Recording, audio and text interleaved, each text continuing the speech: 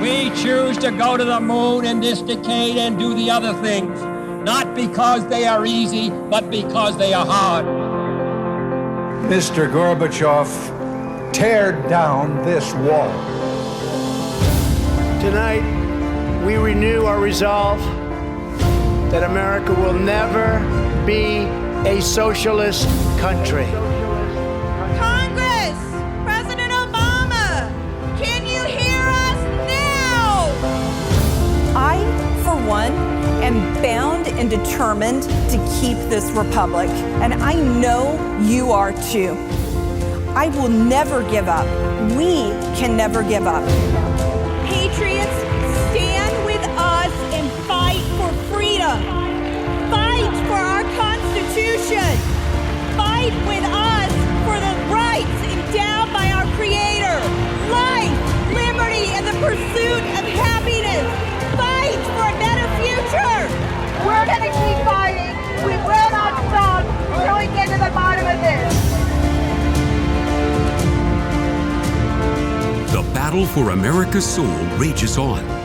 A wide-open southern border, crippling national debt, the constant onslaught of wokeism and creeping socialism, and the weaponization of government agencies against the people. Keeping our republic is on the line, and it requires patriots with great passion, dedication, and eternal vigilance to preserve our freedoms. Jenny Beth Martin is the co-founder of Tea Party Patriots. She is an author, a filmmaker, and one of Time Magazine's most influential people in the world. But the title she is most proud of is mom to her boy-girl twins. She has been at the forefront, fighting to protect America's core principles for more than a decade. Welcome to the Jenny Beth Show. Today's episode is very special. I took over the studio of best-selling author, Blaze TV host, and now filmmaker Steve Deace. We switched up the microphones in his studio so that I could ask him the questions, because Steve has a new film coming to theaters called Nefarious. It's quite the thriller, and I think you're going to really like the film. And I think you're really going to enjoy the conversation I had with Steve. Thank you very much to Steve Deace and Blaze TV for allowing us to take over your studio. Now, check out the trailer before we get into the episode. Hello? You should have accepted my offer, James.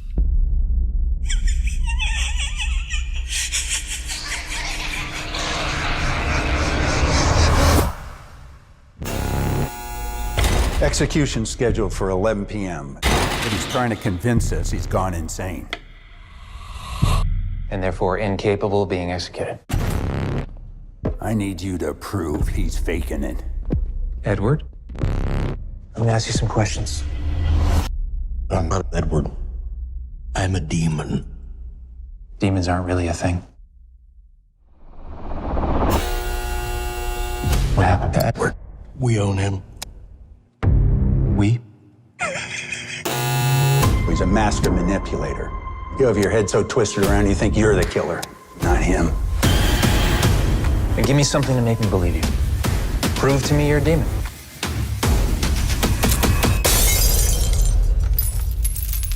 It's probably just a coincidence. I want to talk to The real Edward. Makes me do bad. I can't stop him. I need you to see something. You got a fan. Did the same thing with all his victims. Help me! I'm trying to, Edward, but you have to answer my questions. You have to tell me the truth. It won't let me! It can go away. It can go away. Yes? No. It's starting to happen. Can you feel it, James? Can you feel it?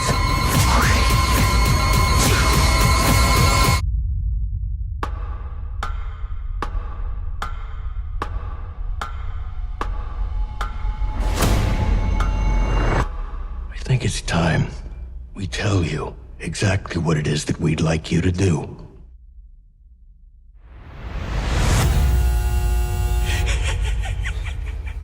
So, Steve, thank you so much for joining the podcast today. You bet.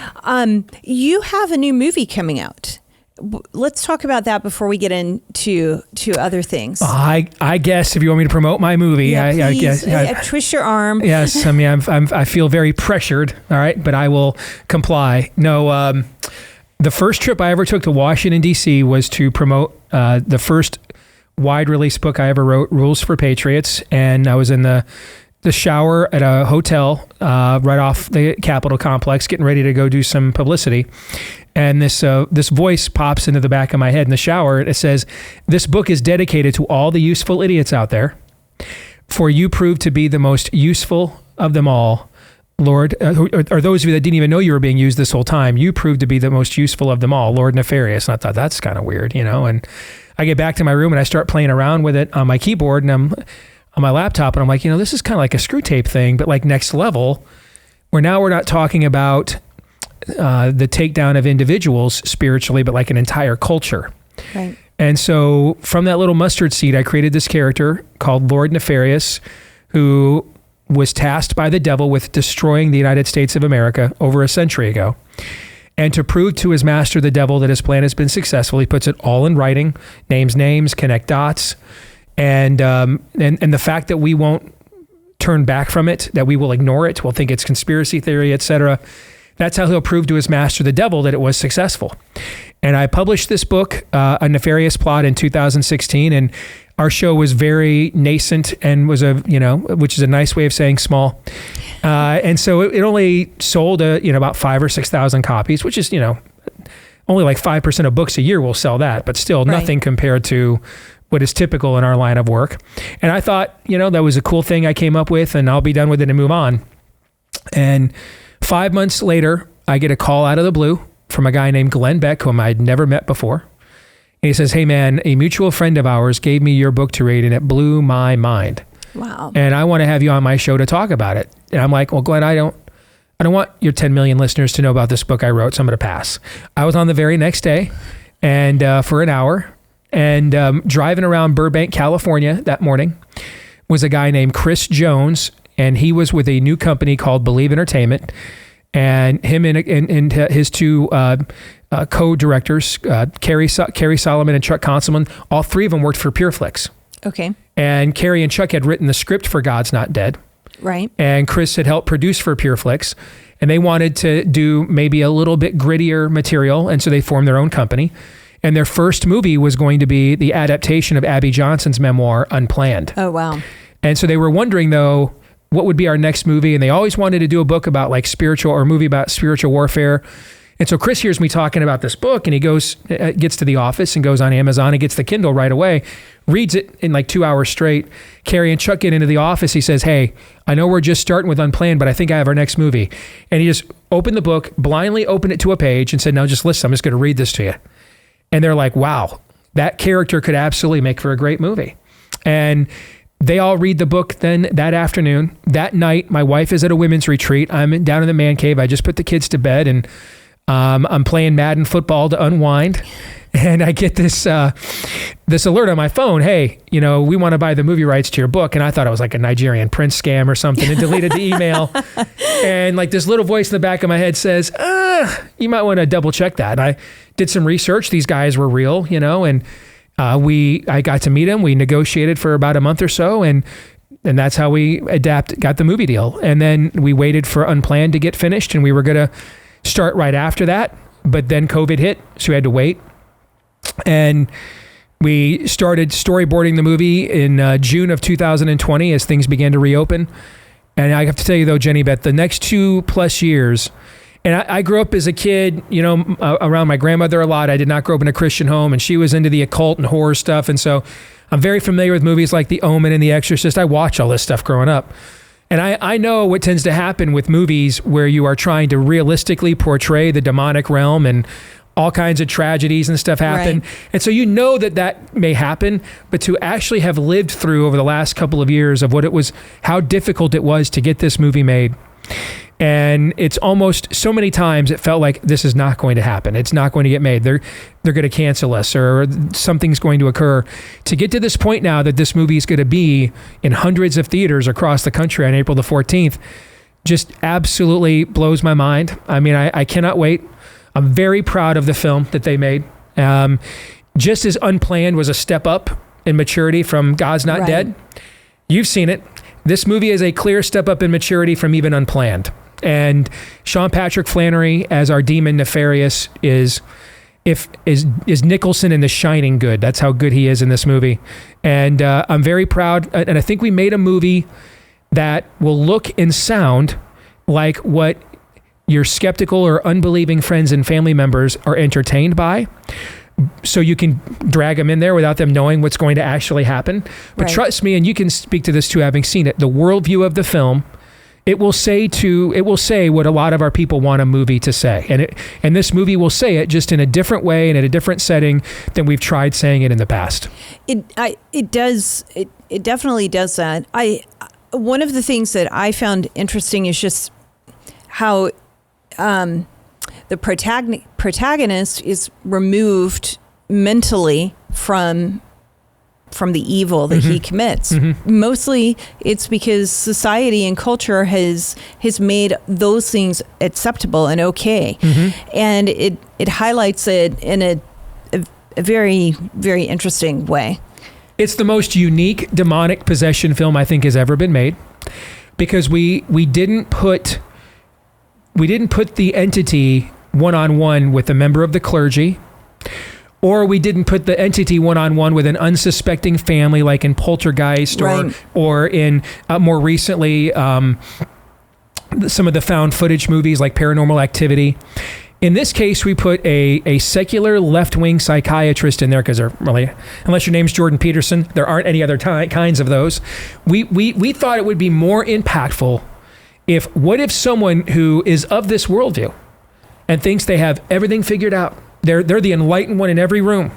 They've unlocked all of the cosmic secrets of the universe, and they are the people that we've all been waiting to rule us. What if we put someone like that in that room, one-on-one with this entity, where he learns what the true origins of his worldview really are, and what his reaction would be to learn everything I thought is completely wrong. All my premises, all my presuppositions are completely wrong. And how would that devastate someone to come to grips with that face to face? And so we chose a unique way of demonstrating it. And along the way, we've gotten notes from Pastor Greg Locke, who's an evangelical who does deliverance ministry, Father Carlos Martins, who's a Catholic who hosts the Exorcist Files podcast that's very popular right now, and both of them had said told us this is the most accurate portrayal of what true demonic influence and activity in someone's life really looks like. Not the climbing up the walls, all that stuff is for show. Right.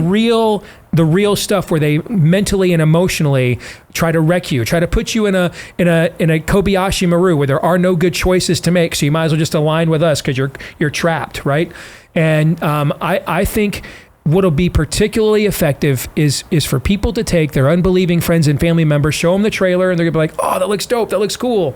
But we're gonna set the tone for them so that after the movie now, you can go and have the kinds of conversations with them that you've always wanted to have after we've slapped them around a little bit. Yeah. It's really good. As far as psychiatrists go, I do know Dr. Mark McDonald, and he would be very upset if I put him in a group of left-wing psychiatrists. I've had Mark on the show as well, and if you don't tell him I said that, because like you forgot about me. There's some good ones, so I'll make sure.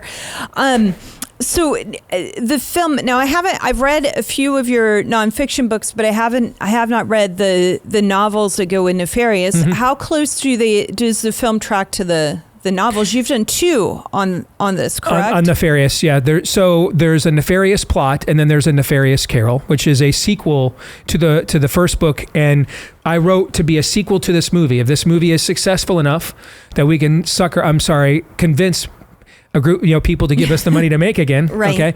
That's the movie we will make. In the original book, like the Screw Tape Letters, it's a 230-page polemic. It is basically just a demon ranting at you for 230 pages. Okay. It is difficult to translate that into a film, right? Right. And so what's kind of funny, if not providential, when I wrote the book, like Lewis's Screw Tape Letters, the only part that he wrote in his own voice was the preface. And so same thing with me. I wrote the preface in my own voice, and I literally put in there, I have no intention of telling you how I came upon this demonic manuscript. Who knows, because maybe one day, if we ever sell the movie rights to it, that's how we'll translate this book to a film. Well, when we all sit down in Burbank, California in June of 2020, trying to figure out how we're going to translate this into a movie, we just opened the book up, started with the preface, read that part, like, that's what we're going to do. Where did the book come from? What's the origin of the manuscript? And so you know from seeing the movie that, without spoiling it, it takes you up to the publication of the book. And so you see where the true origins of the book come from. So the book is more of it. The book more inspired the movie than the movie is an adaptation of the book. Okay. But there are numerous lines of dialogue from the book right directly in the movie. Okay, so everyone should watch the film on April 14th and buy the books. Right, and it won't contradict or counteract. Okay. If anything, the book would maybe add to, you're like, okay, that's why he said that, because he brings this up in the book as well. Right, yeah. Right, so now I've got to go back and read the book before April 14th so I can watch it in theaters. And A Nefarious Carol is about actually the devil. And the devil, now that he is convinced that Nefarious' plan to take down America has been successful, he decides to make America the last step of his dominionist plan for the globe. And so he is looking for a bride, a woman, sort of a dark Mary that will give him an antichrist. But for the ritual to work, he cannot rape her, assault her, lie to her. He has to earnestly, of her own free will, she has to earnestly give herself to him. So one night he comes upon a young woman who ran away from a dysfunctional Christian home into the arms of her live-in boyfriend, who was an abusive drug dealer. She finally gets the gumption to leave him one night in the middle of the night, but she doesn't have much money, doesn't know what to do, and so she's a long way from home, and she gets a motel room in a seedy area one night just to sleep and figure out her next step. And it is in this room that the devil comes to her and begins the wooing process. And it's called A Nefarious Carol because her favorite book when she was growing up was Dickens' A Christmas Carol. And her grandfather would read it to her, and that's some of her fondest memories. And so he uses that pattern. He goes into her subconscious and shows her what happened, what went wrong in her past. He goes into her subconscious to talk about what's going wrong right now in her present. And then if she agrees, he'll take her to the third phase where now she gets to go into his subconscious and see what his vision is for the future if she joins with him and gives him a son. And at the end of the book, she has to make a decision about whether to join with him or not. That sounds pretty serious. It is. It's written like a Christmas Carol. I wrote it as a novella, so you could read it on like one plane ride. Okay. It only has like 5 chapters. Okay. And I wrote this one to be made into a movie. It's very dialogue heavy. Right. And because a lot of it is their conversation back and forth. Right. And unlike A Nefarious Plot, where it's not a conversation, it's a 200+ page diatribe. Yeah. Okay. And in the film itself, it is dialogue heavy. I mean, the film is so much dialogue. And I found, so I've done documentaries. I have never done a fictional movie. So I enjoyed watching it.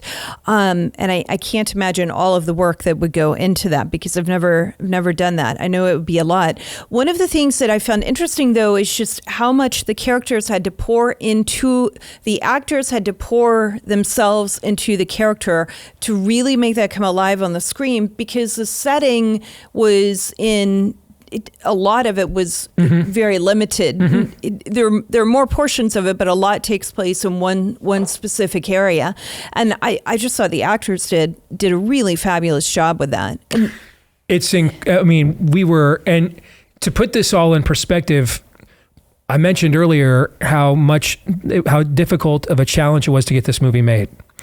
We started filming the movie in Oklahoma. We used a lot of the same crew that had worked in Oklahoma on Unplanned.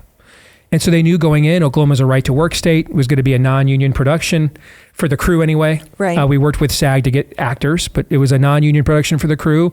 We would pay you at or above union scale, but we don't want to give the communist union a cut of your money, so we're just going to give it all to you. Probably you avoided some COVID and COVID restrictions too.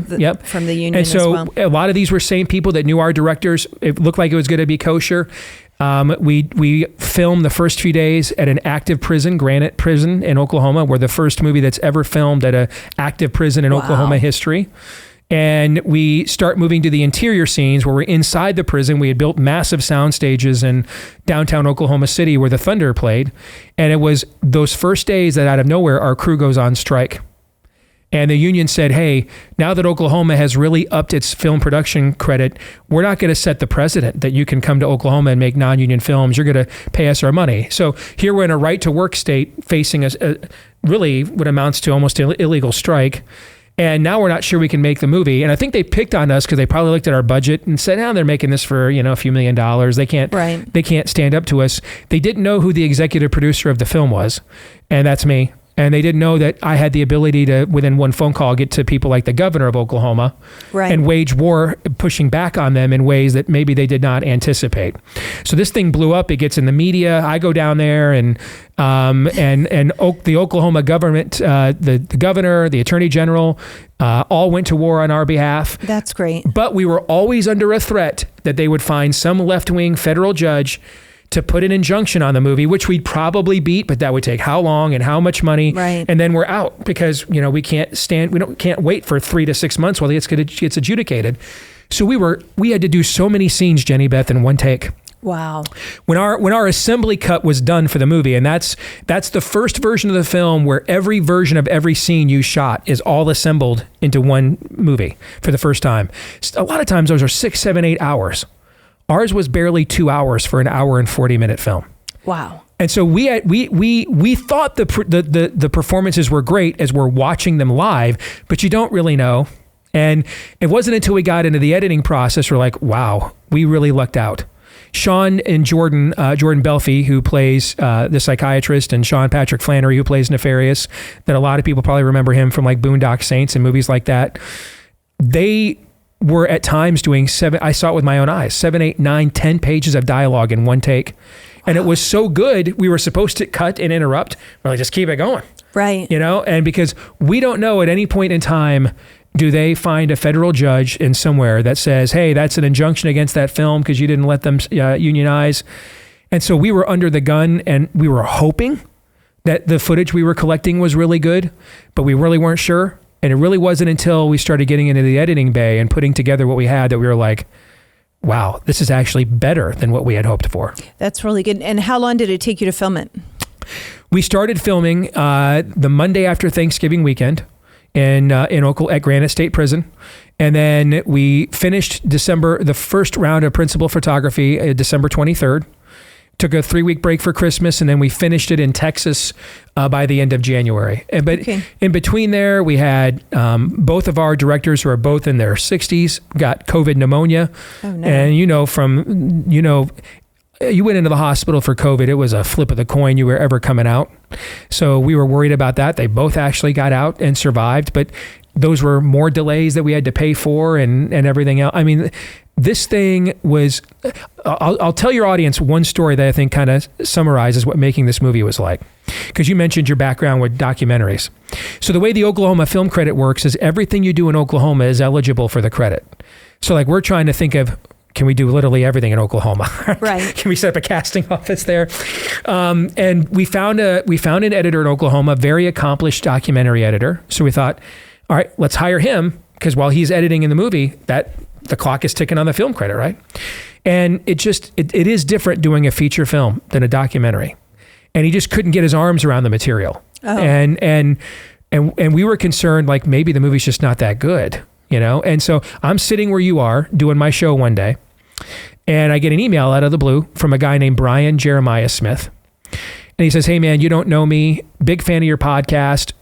Blew my mind listening to you all for the last few months raving about our show on Netflix, Midnight Mass, and how much you loved it. I was the editor for that show. And Netflix was about to can me because I'm the only editor here that didn't take the jab. And then the court just threw out the Biden jab mandate. And so now I'm on indefinite paid leave while they figure out what to do with me. I just got demoted. I was going to be the editor for their big production of Follow the House of Usher. Right. And so they demoted me off of that. I've got free time. If you need an editor, here's my resume. And so I'm like looking at all this during my commercial break, and I look at his resume, and we worked on like Get Out and like all psychological thriller horror stuff, just like our movie. And so I don't know yet what's going on with this other editor. I don't know yet. Right. All right. So right before we come back to break, I'm like, that's an impressive resume. I write them back, thank you. And I send it off to my directors and say, it's probably too late, but just in case you need somebody, here you go. Well, they're like, well, it's funny you should mention this because we need somebody. We're in trouble. Okay. We need someone who can master our material. They ended up meeting with Brian. We couldn't afford him. But the good news is we didn't have to. He was on paid leave from Netflix. Oh, wow. So Netflix paid him to edit our movie. We paid him what we could. And it was enough that he could move his family finally out of California to Georgia, where you live. Oh, nice. And they bought a ranch there. Okay. And so they just had their second baby. But yeah, Netflix paid us this guy who's a top A-list editor in order to edit our film because he was on paid leave. And he what he did, and Carrie and Chuck will tell you, our writers and directors, he's the Mariano Rivera, if you get the sports analogy. He's the closer. You know, we were ahead in the game, but we were only up by 1 run, and it was the bottom of the 9th, and they had the bases loaded and nobody out. We couldn't even give up a sac fly. We had to strike out the side, and he came in and he did that, and he saved our movie. And a lot of the little touches and flourishes, he took even things that we shot as test footage and turned them into shots to break up the monotony of the guys in the room. Right. He just, he did a phenomenal job. He was the frosting to the cake for sure. That's really good. That's amazing. Yeah. I'm so glad he listened to your show and that he reaced out. Yeah. Otherwise, we didn't know who the guy was. There were a lot of stories like that in the making of this movie. I think that is really fascinating. COVID has it's really upended. It's just upended our world. Mm-hmm. The world as we knew it in January of 2020 or December of 2019, it no longer exists. And the fact that happened and you were able to have that man edited is one of the benefits of COVID, but I'm sure that he has gone through pure misery. Yep. Standing for what he believes. Yep. Now you wrote The Nefarious Plot and then Nefarious Carol. You wrote Nefarious Carol since 2020, right? In 2020, that was published in 2020. Yep. And then you have 4 other books since then as well. I've read a couple of them, but not all of them. I bore easily apparently, and why not just write a book? I'm bored. The last one doesn't count. When you write a book with Daniel Horowitz, it's basically like, all right, man, I'm just going to get out of your way. And, Daniel's amazing. Yeah, and I'll just add rhetorical flourishes because if you left it to Daniel, it would just be like a systematic theology book, and maybe it needs a little bit more because of a theatrical open and close. And so I kind of added those rhetorical flourishes, but I mean, he did the nuts and bolts of Rise of the Fourth Reich, and but it's really the interviews we do with those who suffered, where we let them speak for themselves, and whistleblowers as well, from the Department of Defense to the healthcare sector. We knew that it was likely people we're friends with, like Congressman Chip Roy, for example, one that would likely be in the majority after this last election. And so what if we wrote a book and timed it specifically for when a new Congress would come in to say, hey, here's the lists, here's the witnesses, here's who you should be calling, here's who you should be listening to. These people know where the bodies are literally buried, right? And let's from experience, even with good Republicans, most of the time you have to hold their hand all the way through the process. You really do. Yes. And so that was our intent, was to make this as simple as possible, as if to say, we already did the work for you. All right, you guys just got to start, subpoenaing people now. And you have to hold their hand. I want to be fair to them. You have to hold their hand, not because they're incapable, but they have just so much coming at them. Like, we care about one set of issues, and they have a constituency that cares about every set of issues. So being able to hold their hand and say, here, we vetted these people, here are things you can ask, you can trust their expertise. They have a story to tell that is an example or what has happened in other places around the country. It's very important to do that. Not to mention, a lot of times the good ones are under, almost all the time, constant pressure to not be the good ones anymore. And so the ones that you only vote for because they're not communists, they get wide ranges of latitude. Right. The ones you vote for because they're one of us, they're never allowed to make any mistakes. They have to be tight on lockdown constantly.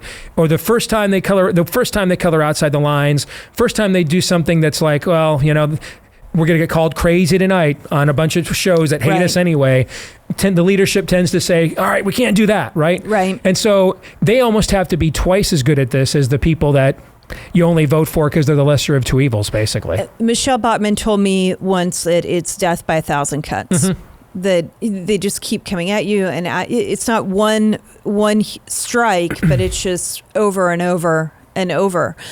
When we think about what happened with COVID, that's something that I wanted to hit on with you, because you have the Fourth Reich, and then you have Do What You Believe, which I think has I think COVID influences that book a lot, and then of course the Faucian bargain.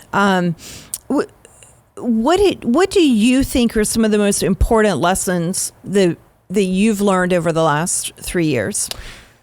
I think we have to be able to create, if I could go back, and I'm sure you were, and lots of us were trying to leverage and influence every relationship within the Trump White House we could to say, you have to stop. Right. You're going to lose. We're not going to recover from this. You have to get out from this narrative. And the mistake that I think they were blindsided by this. DeSantis, whom I'm a huge fan of, had the benefit of learning from their mistakes. But give him credit for doing that, because a lot of politicians won't even do that. Right. Okay? And the number one mistake that the Trump White House made is it never created its own alternative ecosystem for information. By the time they brought Scott Atlas in, after shows like mine discovered him and started giving him a platform, we started having him on in April and May. They didn't bring him in until August. Right. I mean, the narrative was almost completely lost. If you go back and read Scott Atlas's book, and then what happens is also egos get involved. Well, I don't want to change course because it just would show that I was wrong. Right. Okay. And so you can read Scott Atlas's book, and it's almost as if he is writing a 300-page plea of how I tried to save the Trump presidency and they would not listen to me, because they just could never create their own alternative ecosystem. So what did DeSantis do? Jay Bhattacharya, Scott Atlas, Martin Kulldorff, the person who designed the VAERS system for CDC, for example. He created counter experts when he had his own Fauci, fired the guy, brought Joe Ladapo in from the Frontline Doctors to be his Minister of Health, basically. So he created an alternative ecosystem of information to compete with the demonic narrative, rather than trying to just to run head forth into that narrative and figure out how I'm going to play within it. And I think moving forward, we have to be masters of this. And it's not going to be just on COVID. We're going to have to create our own ecosystem of information comprehensively on virtually every issue, because one of the things we've done on the right my whole career, Jenny Beth, is we have been the counter to their narrative. Right. We actually have to create now a counter narrative.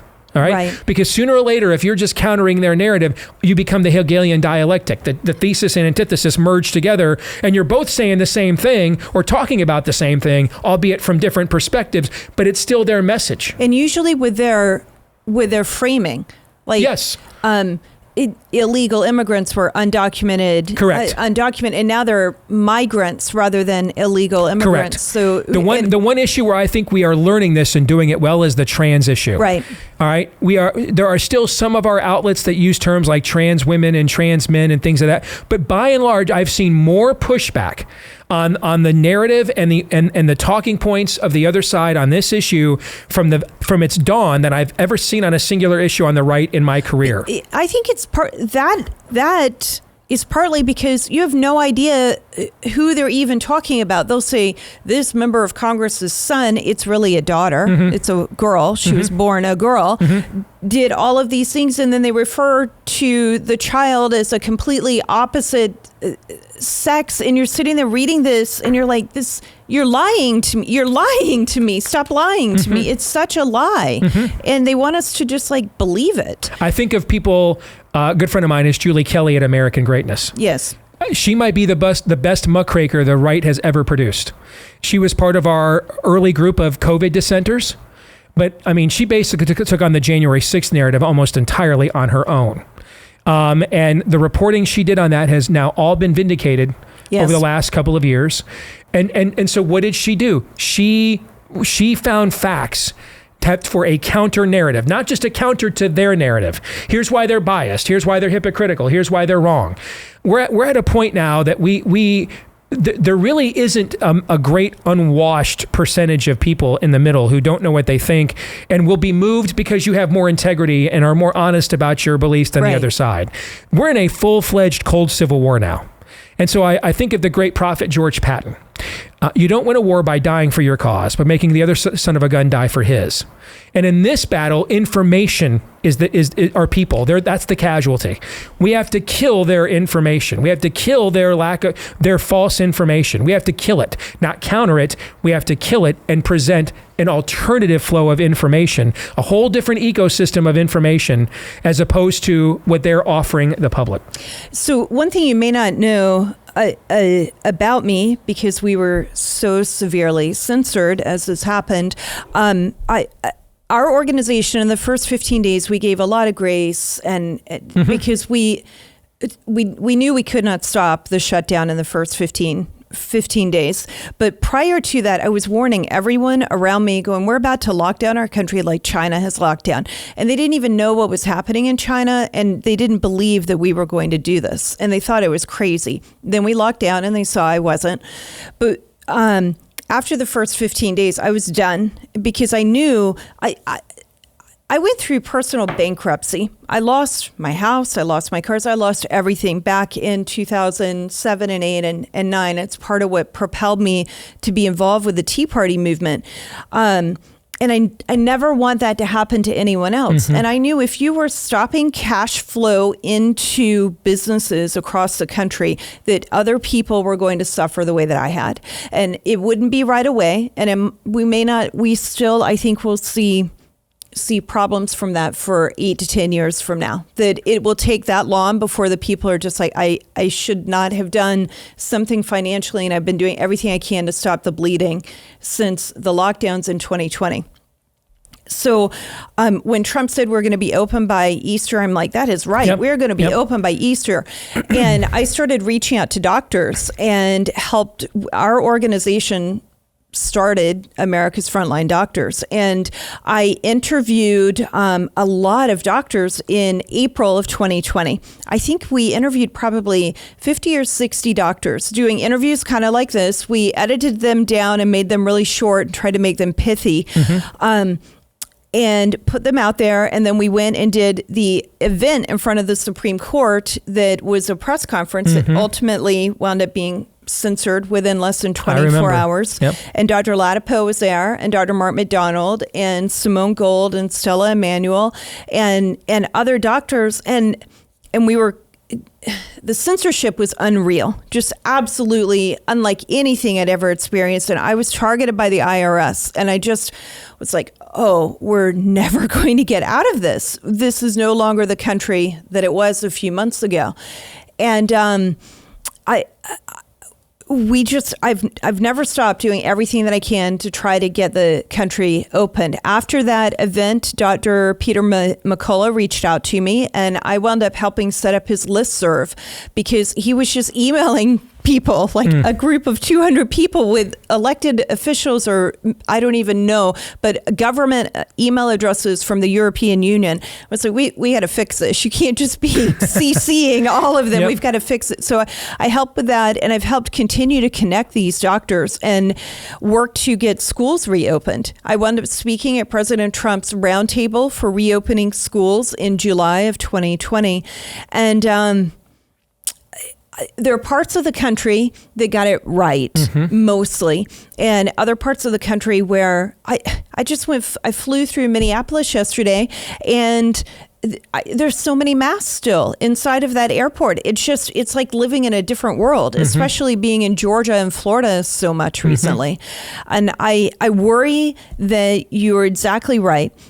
The narrative that we are fed from the mainstream media and from social media, and apparently the government censors Not that the government does, but the people who are the censors within our government who are deeming what we're allowed to say and not allowed to say completely unconstitutional.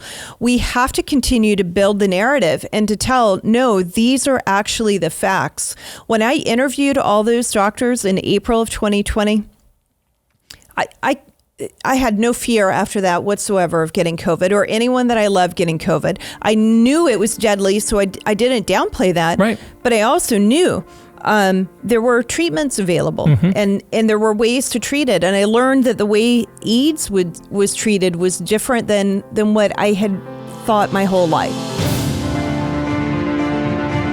Wow. The discussion with Steve is so amazing. We're going to have to cut this into 2 different episodes. So we're going to finish the discussion, which goes into culture and politics and news of the day in the next episode of the Jenny Beth Show. Before we get to that, please make sure you check out Nefarious. You can do that by going to whoisnefarious.com. Again, that's whoisnefarious.com. And be sure to check out the second half in the next episode of the Jenny Beth Show. The Jenny Beth Show is hosted by Jenny Beth Martin, produced by Kevin Mooneyhan, and directed by Luke Livingston. The Jenny Beth Show is a production of Tea Party Patriots Action. For more information, visit teapartypatriots.org. If you enjoyed this episode and want to stop freedom thieves from turning our country into a communist nightmare, be sure to click the thumbs up and subscribe to the channel. And while you're at it, click the notifications bell to get an alert every time we post a new episode.